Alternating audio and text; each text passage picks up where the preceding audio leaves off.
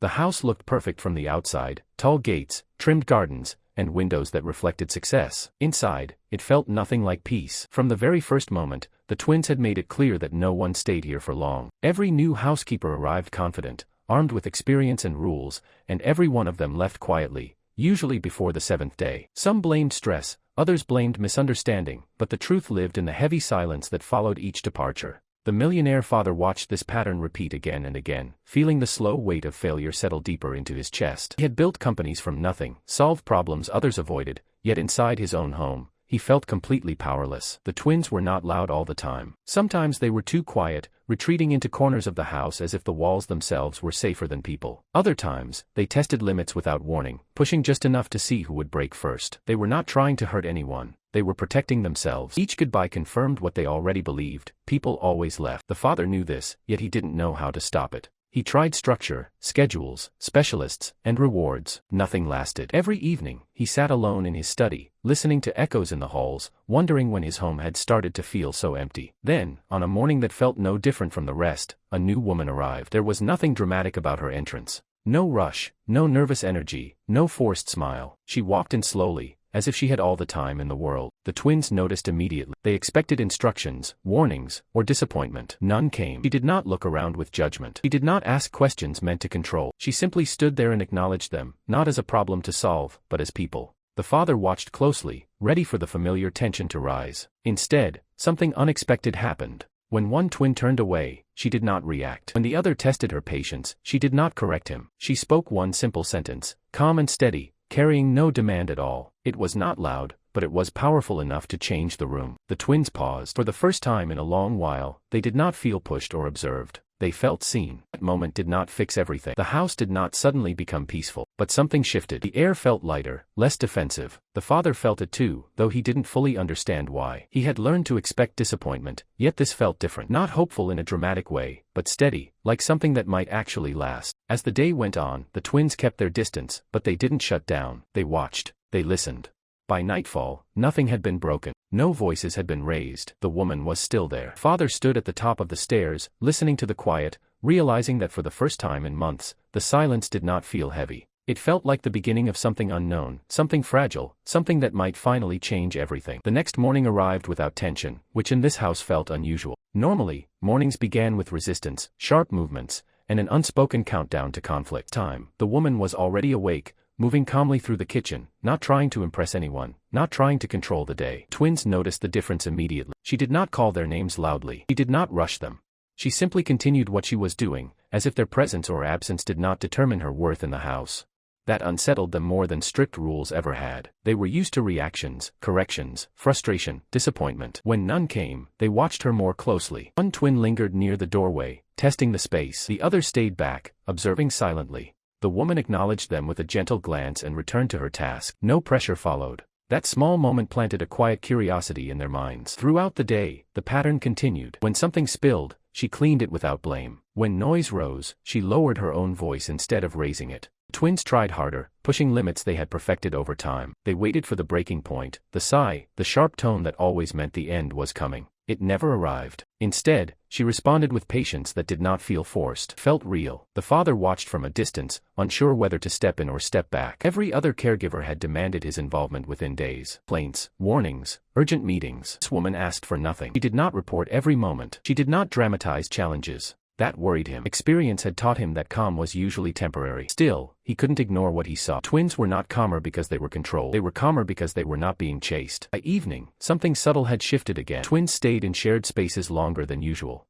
They did not retreat as quickly. When the woman sat down with a book, one twin sat nearby, pretending not to care. The other listened quietly as she read aloud, not to them directly, but to the room. The story filled the space without demanding attention. Slowly, the distance between them closed. That night, the father reviewed the house footage out of habit. What he saw made him pause. No dramatic breakthroughs, no forced smiles, just consistency, presence. The woman remained steady even when nothing seemed to reward her effort. For the first time, he wondered if the problem had never been the twins at all. Maybe it was the way everyone had tried to change them instead of understanding them. As the house settled into quiet, the woman cleaned up and prepared for the next day, not knowing she had already passed the test that mattered most.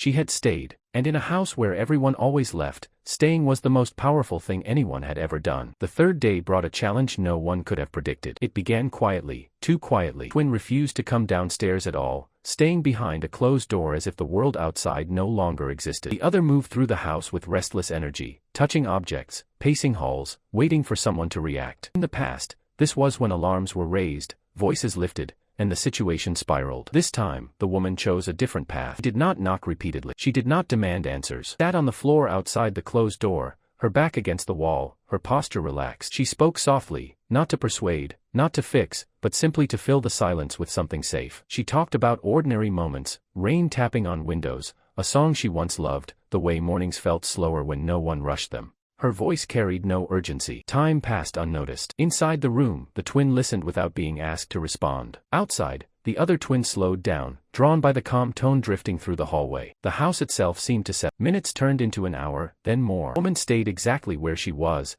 as if leaving had never been an option. Eventually, the door opened just enough to let light slip through. No words were exchanged. None were needed. The woman smiled gently, not as a reward, but as recognition. That small moment carried more trust than weeks of effort ever could. It was not a breakthrough anyone could measure, but it was real. Father returned home that evening. He sensed the change immediately. The twins were still themselves, still guarded, but something new existed beneath the surface. A softness, a willingness. He realized then that trust did not arrive with solutions. It arrived with patience. And for the first time, he allowed himself to believe that this patience might finally reshape everything. By the fourth day, the house no longer felt like a place under constant watch. It still carried its usual routines, but something deeper had shifted beneath them. The twins moved through the rooms with less resistance, not because they were being managed, but because they no longer felt the need to defend themselves. The woman noticed this change and did not rush to celebrate it. She knew that trust, once pushed, could disappear just as quietly as it arrived. That morning, the father joined them for breakfast, something he rarely did during the week. He sat at the table, unsure of his role, watching the way the woman interacted with the twins. There were no commands, no rewards, no warnings. She offered choices instead of instructions. When one twin hesitated, she waited. When the other grew restless, she adjusted the moment rather than correcting it. The father felt an unexpected discomfort rising in his chest.